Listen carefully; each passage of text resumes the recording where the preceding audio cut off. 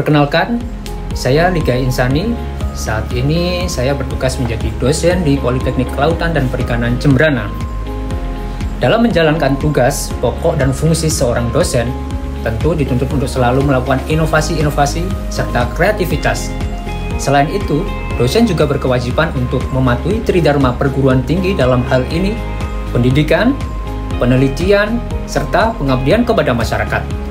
Melalui video PDD UKPT ini, saya akan menjelaskan kegiatan saya dalam bidang pendidikan, yaitu dalam unsur pengajaran, yang memiliki tujuan transfer ilmu dan pengetahuan kepada peserta didik atau yang kita sebut dengan taruna pada Politeknik Kelautan dan Perikanan Jembrana. Dalam melaksanakan kegiatan di unsur pengajaran, saya menggunakan pendekatan DIA, yaitu Delivery Interaction Assessment. Pada komponen delivery, saya menjelaskan beberapa poin penting yang terdiri dari deskripsi mata kuliah, kemampuan yang diharapkan, materi pembelajaran, sistem pembelajaran, serta metode pembelajaran. Kemudian, pada komponen interaction, saya akan menjelaskan strategi pembelajaran aktif dan interaksi saya sebagai dosen dengan taruna. Dan yang terakhir, pada komponen assessment, saya akan menjelaskan sistem penilaian baik teknik atau indikator dalam memberikan penilaian pada taruna terhadap kemampuan taruna setelah mengambil mata kuliah yang saya ampu. Salah satu mata kuliah yang saya ampu adalah mata kuliah Penjaminan Mutu Budidaya Perikanan. Penjaminan Mutu Budidaya Perikanan merupakan mata kuliah wajib program studi pada program studi Diploma 3 Budidaya Ikan yang diberikan pada semester 4 dengan bobot 3 SKS, 2 SKS teori dan 1 SKS praktek. Pada mata kuliah ini, taruna akan mempelajari dan mengimplementasikan cara pembudidayaan yang baik, cara budidaya ikan yang baik, serta sistem jaminan mutu keamanan hasil perikanan pada kegiatan budidaya perikanan. Mata kuliah penjaminan mutu budidaya perikanan ini didesain untuk mencapai CPL program studi khususnya. CPL keterampilan khusus 7, yaitu agar taruna mampu melakukan teknik pembenihan udang menghasilkan benih ikan yang bermutu sesuai dengan pedoman cara pembenihan ikan yang baik atau yang kita kenal dengan CPIB, dan cara budidaya ikan yang baik atau yang kita kenal dengan CBIB atau yang kita kenal dengan Good Aquaculture Practice. Dari CPL tersebut, kemudian dirumuskan CPMK dari mata kuliah Penjaminan Mutu Budidaya Perikanan yang terdiri dari 9 CPMK, yaitu pertama, memahami prinsip dasar budidaya perikanan yang bertanggung jawab. 2. Memahami cara pembenihan ikan yang baik, CPIB, dan cara budidaya ikan yang baik. Yang ketiga, memahami landasan yuridis dan kebijakan terkait sistem penjaminan mutu budidaya perikanan. Yang keempat, memahami dan mengimplementasikan standar nasional sistem penjaminan mutu budidaya perikanan. Yang kelima, memahami dan mengimplementasikan standar internasional sistem penjaminan mutu budidaya perikanan. Yang keenam, pendokumentasian sistem penjaminan mutu budidaya perikanan.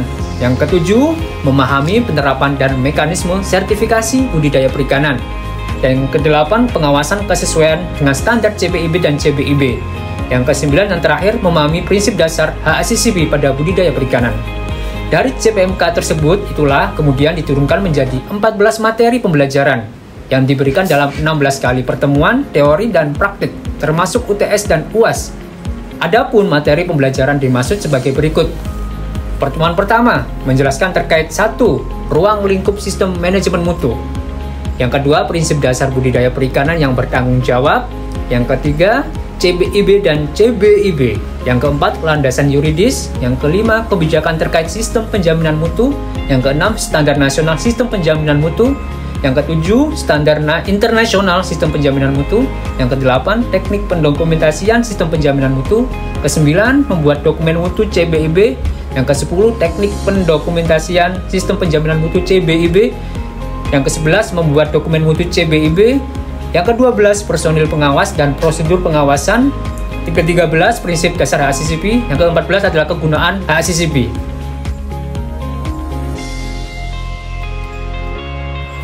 Materi pembelajaran tersebut diberikan pada taruna berupa modul dan petunjuk praktikum. Sebelum taruna melakukan perkuliahan dan praktikum, pelaksanaan yang saya lakukan pada pertemuan pertama yaitu menjelaskan sistem kontrak perkuliahan yang menjelaskan garis-garis besar mata perkuliahan sesuai RPS yang telah dibuat. Metode pembelajaran dan media pembelajaran disesuaikan dengan materi. Saat ini, saya menggunakan PowerPoint sebagai alat bantu serta penerapannya menggunakan metode collaborative learning dan project-based learning.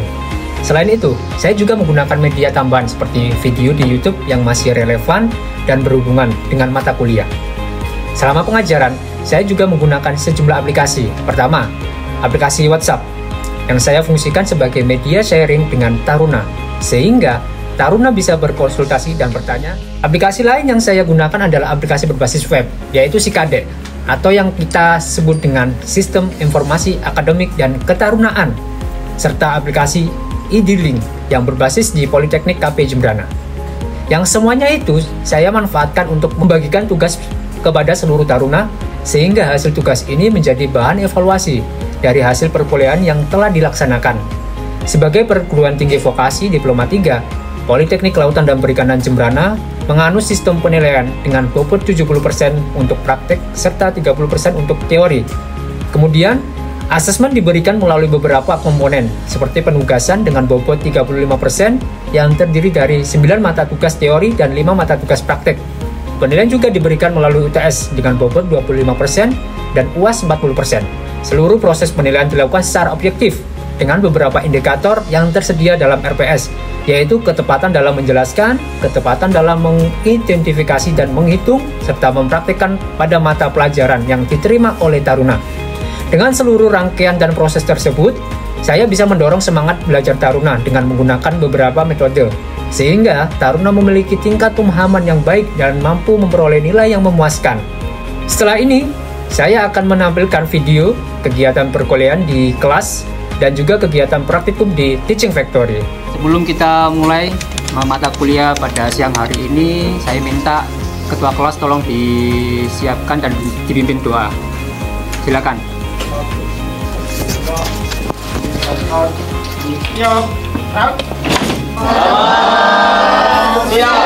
Oke, baik. Selamat siang. Hari ini kita akan mulai materi mata kuliah penjaminan mutu budidaya perikanan. Saya mulai dari slide pertama dulu.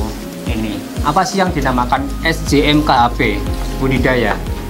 Ini sudah saya jelaskan di PowerPoint bahwa sistem jaminan mutu dan keamanan hasil perikanan adalah upaya pencegahan dan pengendalian yang harus diperhatikan dan dilakukan sejak praproduksi.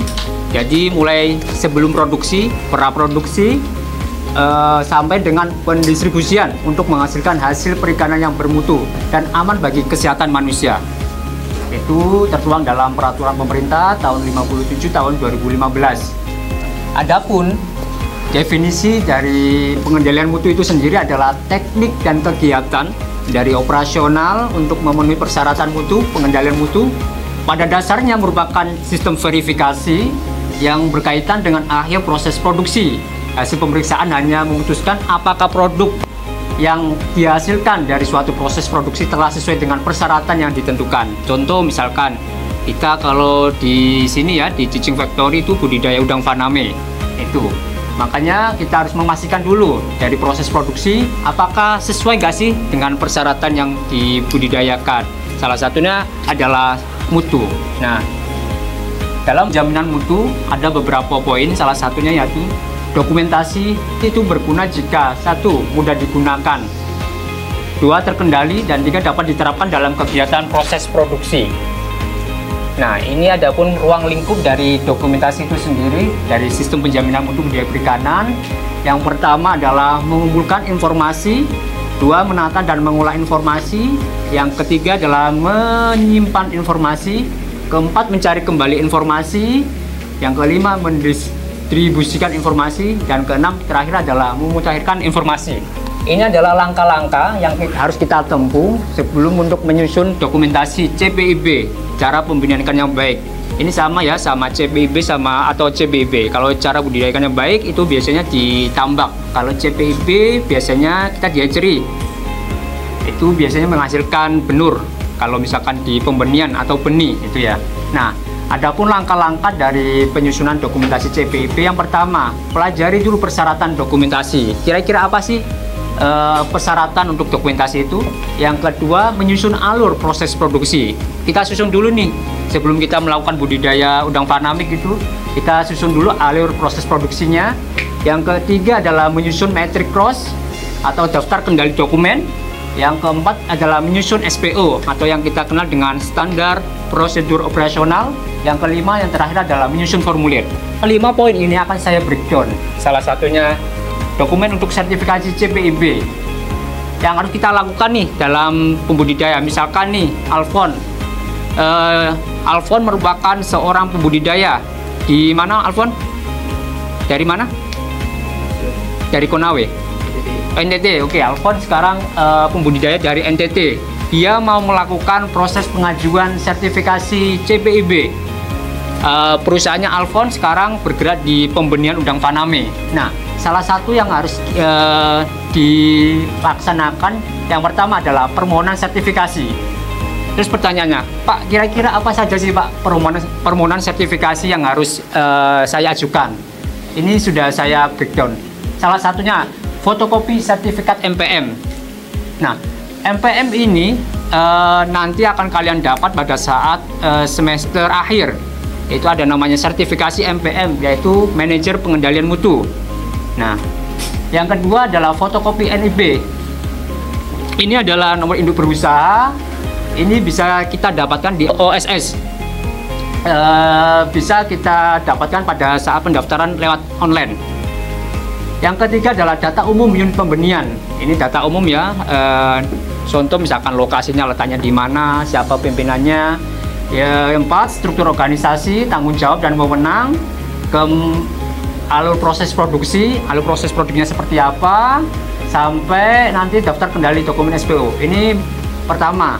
Yang kedua adalah prosedur. Dari mulai penyiapan wadah nih, penyiapan wadah, pengelolaan kualitas air, sampai nanti pengelolaan limbah dan penerapan sanitasi. Ini pengelolaan limbah dan penerapan sanitasi.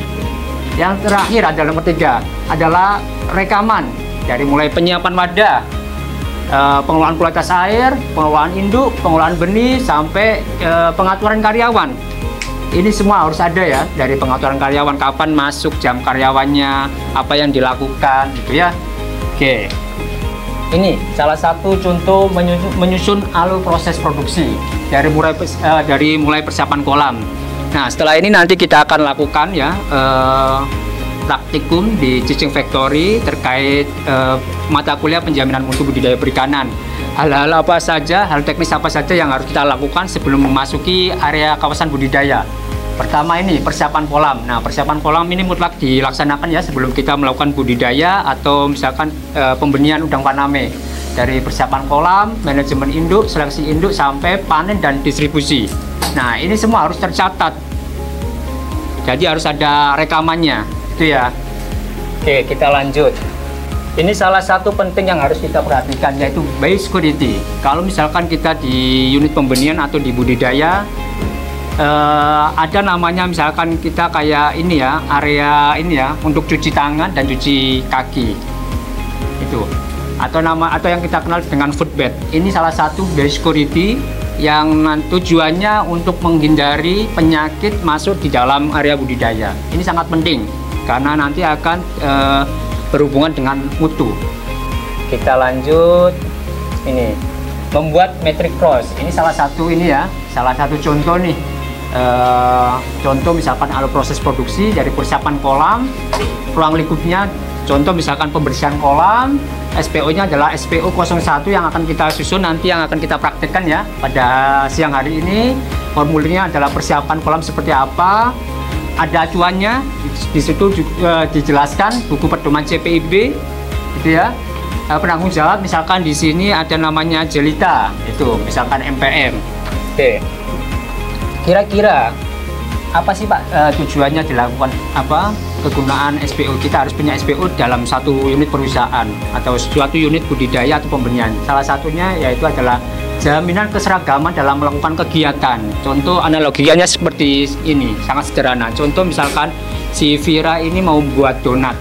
Iya, Vira mau buat donat, bagaimana caranya donat itu kembangnya bentuknya proporsional. Jadi nanti misalkan si Vera ini resign gitu ya, ada pilihan pekerjaan lain diteruskan dengan Sri, nanti akan sama. Ini salah satu tujuannya SPO. Jadi semuanya standar. Tuh. Oke.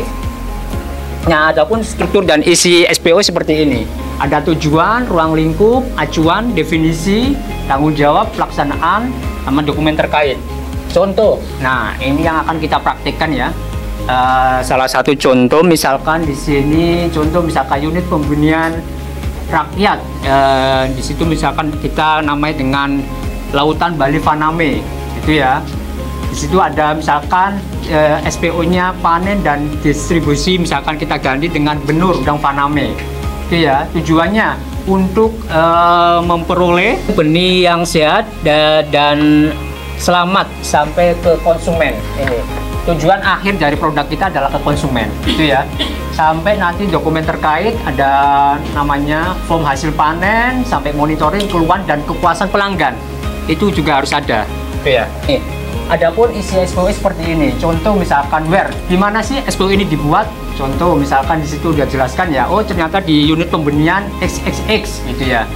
Kapan? Misalkan tahun ini, tahun 2024. Apa tujuan? Nah, ini apa sih tujuan dari SPO ini? Gitu ya. Yaitu panen dan distribusi benih itu, dan why, kenapa sih SPO ini dibuat? Itu adalah tujuan tadi untuk memperoleh benih yang sehat dan selamat sampai ke tangan konsumen. Dan siapa sih penanggung jawabnya? Ya, pelaksana produksi, yaitu tadi ya MPM, seorang manajer pengendali mutu. Dan bagaimana sih cara menjalankan SPO itu sendiri? Dari mulai panen dan benih, alat dan bahan, kita siapkan seser benih, ember plastik, bak sortir dan lain-lain, itu ya. Ini salah satu simpel, misalkan kalau SPO-nya tadi kurang update, kita desain lebih sederhana, menyesuaikan dengan kriteria kalian di generasi Z. Nah, kita buat seperti ini biar lebih menarik. Bisa SPO-nya seperti ini, lebih ringkas, lebih sederhana. Ini adalah salah satu contoh, misalkan formulir yang tadi saya jelaskan, monitoring keluhan dan kepuasan pelanggan. Kita harus buat ini. Setelah benih kita antar, kita harus suruh mengisi dari pelanggan, kira-kira kurangnya apa sih dari benih yang kita kita kirim, yang kita sudah tebar di tambak mereka. Ini salah satu contoh untuk nanti bahan evaluasi di perusahaannya, misalkan saya Alfon di unit pembenihan. Oke, sebelum kita praktek menyusun SPO ya pada siang hari ini, dan dilanjut dengan praktikum di Teaching Factory budidaya ikan, mungkin ada pertanyaan dan diskusi mungkin mengenai penjaminan mutu budidaya perikanan pada mata kuliah hari ini. Silakan, ayo bebas, silakan bertanya. Oke.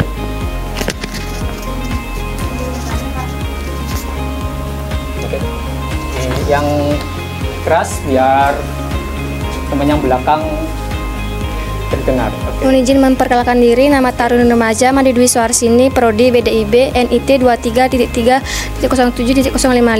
Mohon izin bertanya Pak, bagaimana cara memastikan bahwa benih atau benur udang Faname berkualitas baik atau bermutu pada saat proses pendistribusian? Oke, ini ada pertanyaan yang bagus ya dari Madi siapa? Madi Dwi? Siapa? Oke, Madi Dwi, bagaimana cara untuk mengetahui dan memastikan kalau misalkan benur atau benih yang kita kirim, kita hasilkan berkualitas baik? Kalau misalkan dalam unit pembenihan itu ada namanya QC, dia adalah seorang quality control. Nah, tugas seorang QC ini memastikan benur yang akan kita kirim ke customer ini bermutu atau berkualitas. Salah satu contoh, kalau misalkan pekerjaannya di QC adalah namanya FHM, yaitu Fry Healthy Monitoring. Dia memonitoring kesehatan benur dari ini ya, organ tubuhnya, apakah dia ada cacat atau nekrosis, gitu. Terus ada misalkan tidak seragam, contoh misalkan standar deviasinya itu sangat besar, sangat jauh. Misalkan ada yang panjangnya misalkan 10 mm, ada yang 5 mm. Kira-kira berkualitas nggak? Ya. Karena apa? Karena tidak seragam. Padahal pelanggan itu pengennya yang seragam, benur yang seragam, sehingga nanti pada saat kita tebar di tambak udang, misalkan kita di Teva Teaching Factory tambak kosmetik, itu nanti proses perkembangannya mengikuti seragam, nggak ada yang ini ya, nggak ada yang gede kecil. Itu salah satu indikatornya. Yang kedua, kita ada namanya ini ya, cek kesehatan. Salah satunya adalah uji virus. Nah, itu bisa kita dengan metode PCR, polymerase chain reaction. Ada yang mungkin ini pernah spill terkait metode PCR? Belum ya? Oke, itu salah satu metode PCR. Nah, ini metode PCR ini gunanya untuk mendeteksi virus. Apakah si benur ini udang faname ada potensi untuk virus? Salah satu virus di udang faname benur itu ya, ada WSSV, white spot syndrome virus, ada IMNV. Kalau misalkan di manusia seperti kita ya, dulu apa?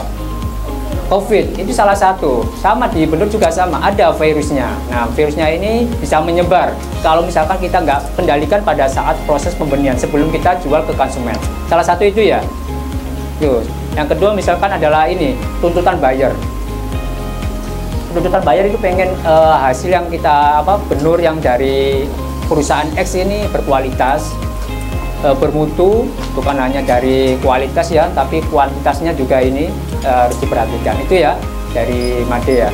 Oke, mungkin ada lagi yang ini sebelum kita nanti menyusun SPO prakteknya. Siap, Pak. Oke, silakan. Mohon izin memperkenalkan diri, nama Taruna Remaja Exandriogen Franco Saputra Juda, Prodi BDIA, NIT 23.3.07.039. Izin bertanya, mengapa kita perlu mempelajari penjaminan mutu budidaya perikanan? Oke. Siap, terima kasih, Pak. Ini pertanyaannya berkaitan dengan materi kuliah kita ya. Kenapa sih Pak kita penting untuk mempelajari penjaminan mutu budidaya perikanan?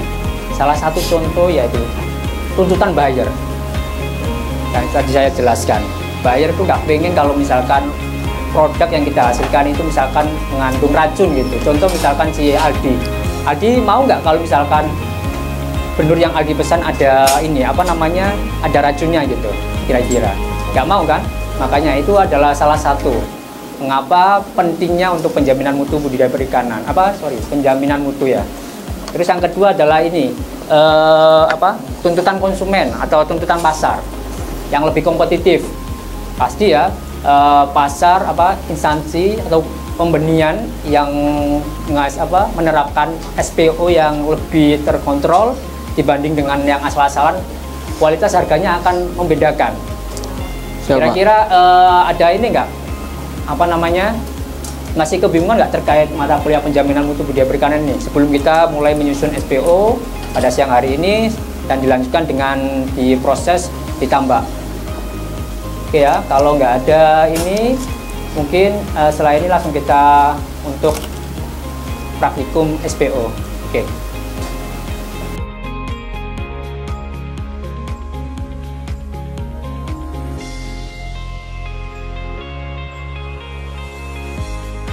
Baik, hari ini kita akan melakukan praktikum mata kuliah penjaminan mutu budidaya perikanan.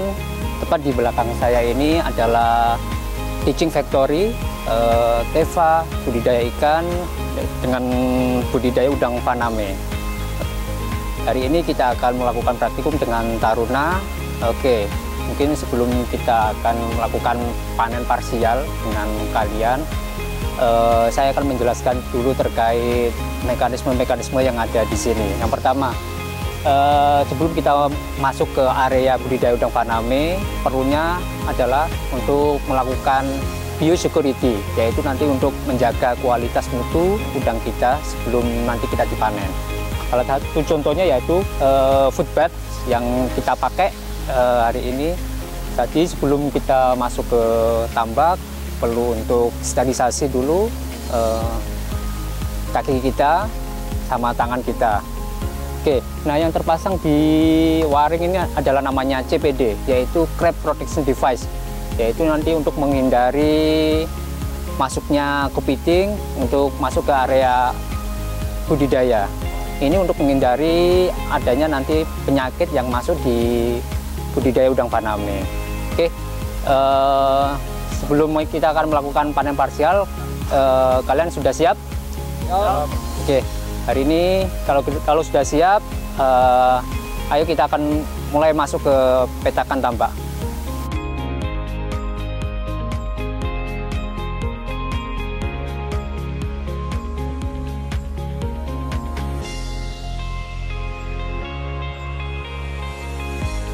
Oke, ini adalah merupakan teaching factory budidaya ikan yang kita miliki. Salah satunya kegiatannya itu adalah budidaya udang faname, teknologi intensif. Oke, nah, kita lanjut ke peta 2. Kita akan melakukan panen parsial pada hari ini. Yuk. Akan lakukan panen parsial dengan jala ya. Saya tunjukkan dulu untuk proses pemanenannya. Oke.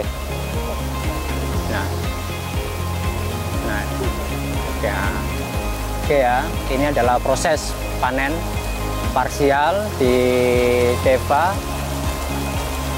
Teaching Factory budidaya ikan. Ayo kita bareng-bareng. Nah, oke.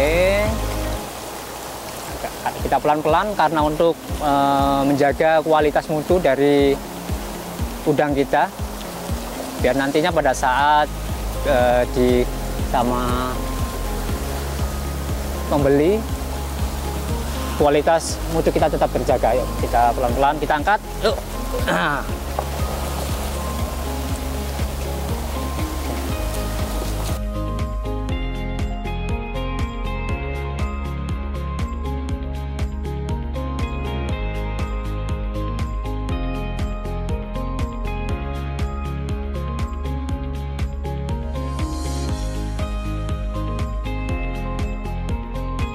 Oke, setelah kita jala tadi, kita masukkan ke dalam blong ini.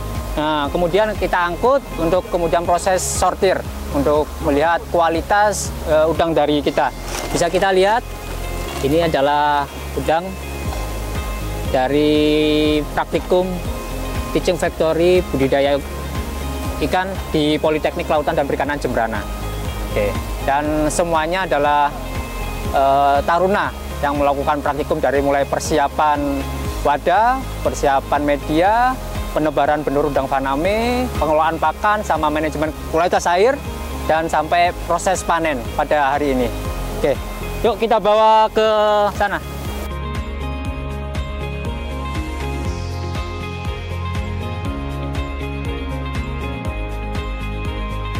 Oke, hari ini kita akan proses sortir.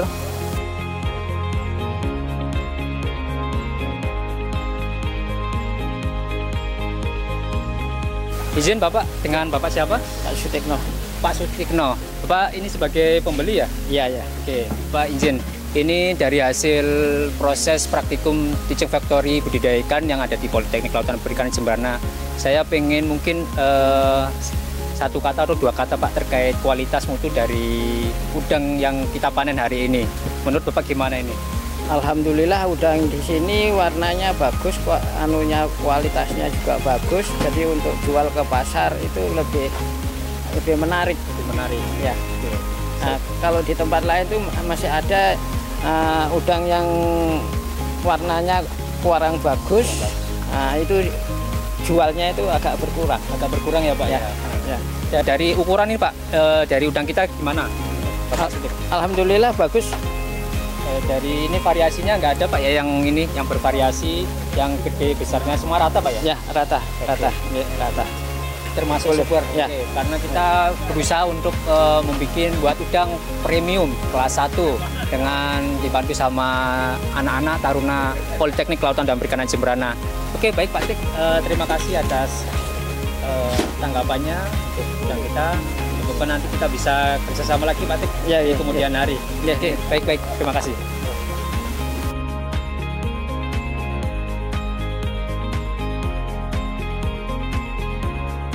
Demikian video PDD UKT PT dari saya harap dapat memberikan deskripsi melalui kegiatan dalam unsur pengajaran dari saya, khususnya sebagai dosen program studi Diploma 3 Budidaya Ikan pada mata kuliah yang saya ampuh, yaitu penjaminan mutu budidaya perikanan. Atas perhatiannya, saya ucapkan terima kasih.